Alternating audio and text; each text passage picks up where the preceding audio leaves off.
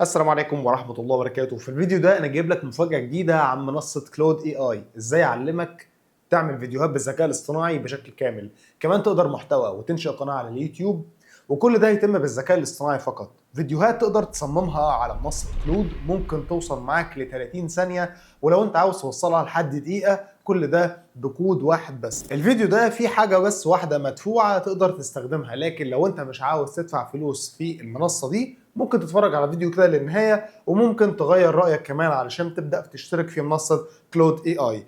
يلا بينا كده نبدأ الفيديو مع بعض، وما تنساش الأول تدعمني بلايك وسبسكرايب، ويلا بينا كده نبدأ الفيديو. مبدئيا كده علشان تبدأ تنشئ فيديوهات بالذكاء الاصطناعي انت محتاج تسطب 3 برامج عندك على الكمبيوتر. أول برنامج عندنا اللي هو الفيجوال ستوديو، هتضغط عليه كده، وبعد كده بتضغط عندك على داونلود فور ويندوز، وبعد كده بتنتظر لحد ما يتم تنزيل البرنامج. طبعا انا نزلت البرنامج او هنشوفه مع بعض دلوقتي. وبعد كده برنامج اسمه نودز جي اس، وبعد كده بتنزل برنامج اسمه جيت انستول. طبعا بتضغط عندك على كلمه جيت كده، وبعد كده بتروح عندك على ويندوز وتضغط عندك على كليك هير، وبعد كده بتروح عندك على جيت نفس النظام عفوا او نود، وبعد كده بتختار جيت نود جي اس. تمام، بتنزل البرنامج. طبعا نزلت البرامج زي ما انت شايف دلوقتي، ادي اول برنامج وده الثاني وده الثالث. بتبدا تسطب برنامج الاول حاجه اللي هو فيجوال بيزك او فيجوال ستوديو. طبعا هنا انا سطبت البرنامج، وهنشوف بعد ما نيجي نسطب مع بعض هنفتحه ازاي. وكذلك برضو سطبت انا البرنامج ده خلاص. تمام، طبعا انت بتعمل كل الكلام ده، توقف الفيديو وبعد كده بتسطب ال3 برامج دول. خلاص، مش محتاجين اي حاجه تانية. بعد كده بتروح عندك على السيرش وبتختار هنا الفيجوال ستوديو كود، تضغط عليه ضغطه كده، وبعد كده يفتح لك الصفحه اللي قدامك دي كده.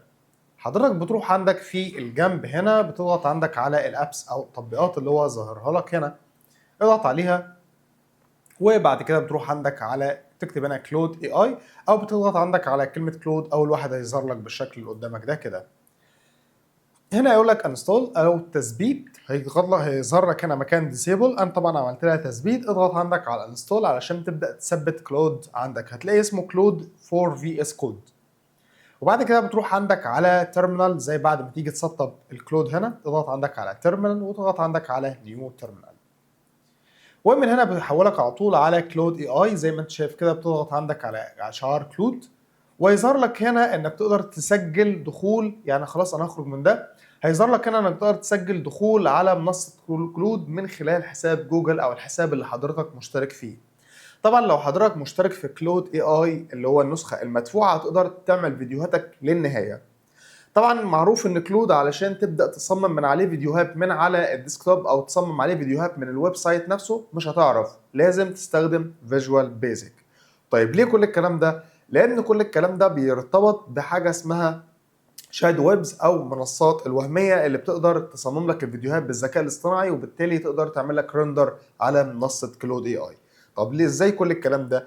في حاجه هنا اسمها مدخلات للفيديو. يعني مثلا هنروح عندنا كده لمنصه شات جي بي تي، وقلت له هنا اكتب لي مدخل برمجي لطبخه لحمه. ايه مثلا هنعمل هنا اكتب لي مدخل برمجي مثلا لطبخه المكرونه، مكرونه بشاميل مثلا. تمام، الفيديو خلاص، اضغط انتر. هنا بقول له اكتب لي مدخل برمجي لطبخه مكرونه بشاميل. طبعا هيبدا بقى يعمل لي المدخل البرمجي ده، بتاخد ده كوبي. بعد كده حضرتك بتروح عندك على منصه كلود زي ما انت شايف كده، بتنزل تحت بتكتب له الامر اللي قدامك ده لو اللي احنا اللي نسخناه من شات جي بي تي، وبعد كده بتقول له هنا سند. طبعا انا كنت عامل بعض الاوامر، يعني في اوامر كده كنت عاملها له ان هو يبدا يعمل لي مقارنه بين اغنى 10 اشخاص في العالم، وكمان ان هو يقدر يعمل لي اللي هو طبخه اللحمه. تمام، كل ده اتعمل بالذكاء الاصطناعي. وهنشوف مثلا فيديوهات بالشكل اللي قدامك ده كده. يعني فيديو زي ده بيعمل مثلا أكلة سريعة، ده اللحمة المفرومة والصلصة والبصل والثوم وزيت الزيتون، وبيبدأ يعمل الوصفة. يعني تقدر حتى كمان تعمل محتواك عبر الذكاء الاصطناعي وترفعها عندك على السوشيال ميديا. حتى كمان الناس اللي هي بتحب تدمج اللي هو ال الكلام او النصوص زي ما انت شايف كده، ده بيعمل لي مقارنة بين اغلى 10 اشخاص في العالم. تمام، وعندك برضو فيديوهات زي دي كده اللي هو الفيديو لا يتجاوز ال5 ثواني، علشان بيبدأ يشرح حاجة انت كنت بتتكلم فيها مثلا على الفيديو. طيب هترجع تاني على الفيجوال ستوديو وبعد كده هنشوف مع بعض هو عمل ايه. قال لي هنا اقدر اعمل لك ايه؟ فيديو موشن جرافيك احترافي. طبعا انا اختار هنا فيديو موشن جرافيك احترافي وبعد كده بقول له هنا سنت.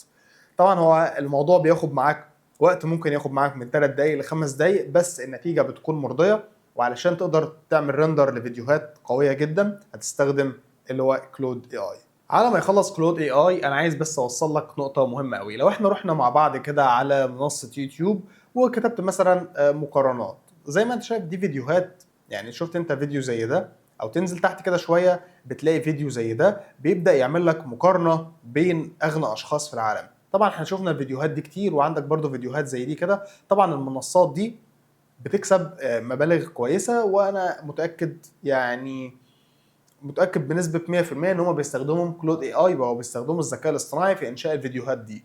يعني فيديوهات بالشكل ده كده، ولا واحد بيتعب في المونتاج، ولا واحد بيتعب مثلا في الادو بريمير، ولا حد بيتعب في اي حاجه. هو بس بياخد الفيديو من الذكاء الاصطناعي بيقوم رافعه عنده على قناه اليوتيوب. طبعا كل ده بيتم على منصات كانت الاول غير كلود اي اي، لكن كلود دلوقتي ابهرتنا بمستواها في انشاء الفيديوهات. وممكن كمان تقدر تنشئ صور احترافيه مصغره، وحتى كمان تقدر تنشئ فيديوهات توصل معاك لحد 30 ثانيه، ولو ممكن توصل معاك لدقيقه وصلها براحتك. لكن احنا دلوقتي في انتظار انتهاء الفيديو اللي احنا او الامر اللي احنا كتبناه له علشان يبدا يعمل الفيديو اللي هنشوفه مع بعض كمان شويه. بصوا كده بقى يا جماعه، تم انشاء فيديو بالذكاء الاصطناعي مدته دقيقتين و59 ثانيه، يعني 3 دقائق، ومن غير تقسيم، من غير يقول لك مثلا لا انت ليك ليميت معين.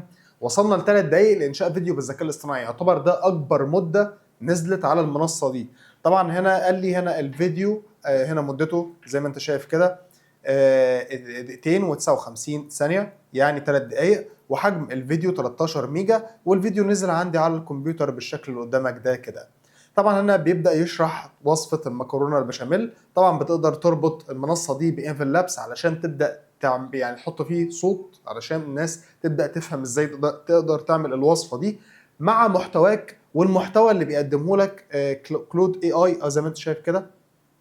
كل ده فيديو معمول حوالي 3 دقايق. الفيديو ده جاهز للنشر على اليوتيوب، او حتى كمان ممكن اخد منه بعض المقاطع، يعني مثلا مقاطع زي اللي انت هتشوفها دلوقتي كده.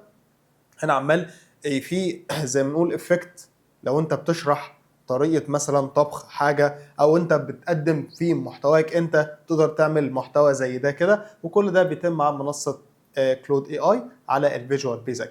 طبعا كل ده بيتم بشكل مدفوع، ممكن تدفع حوالي 700 جنيه او 600 جنيه كل شهر علشان تبدا تشترك في منصه كلود اي اي ويستخرج لك الفيديوهات اللي قدامك دي كده. كلود اي اي دلوقتي اصبحت ترند في العالم كله، تقدر تصمم منها فيديوهات، تقدر تصمم منها صور، كمان صور مصغره بجوده توصل ل 4K. حتى كمان انا عملت مواقع وعملت شغل، انا سايب لك رابط الموجود في الوصف او التعليقات، ادخل عليه وهعلمك ازاي تقدر تصمم مواقع وتكسب منها كمان من منصه كلود اي اي. طبعا منصه كلود اي اي دلوقتي اصبحت ترند زي ما احنا قلنا. دلوقتي تقدر تستخدمها في انشاء محتواك بالذكاء الاصطناعي، او تقدر تدمج المحتوى بتاعك انت بالذكاء الاصطناعي، علشان زي ما احنا اتفقنا معظم المنصات على السوشيال ميديا سواء اليوتيوب او الفيسبوك او الانستجرام ما بقتش بتعتمد الذكاء الاصطناعي بنسبه 100% كوسيله ربح ليك انت. لازم يكون في لمسات او بعض لمسات الذكاء الاصطناعي على المحتوى البشري مش العكس. خلي بالك من النقطه دي. كده الشرح انتهى، اتمنى يكون الشرح عجبك. يا ريت ما تنساش تعمل لايك وسبسكرايب، واشوفكم في حلقه جديده. دمتم بخير، مع السلامه.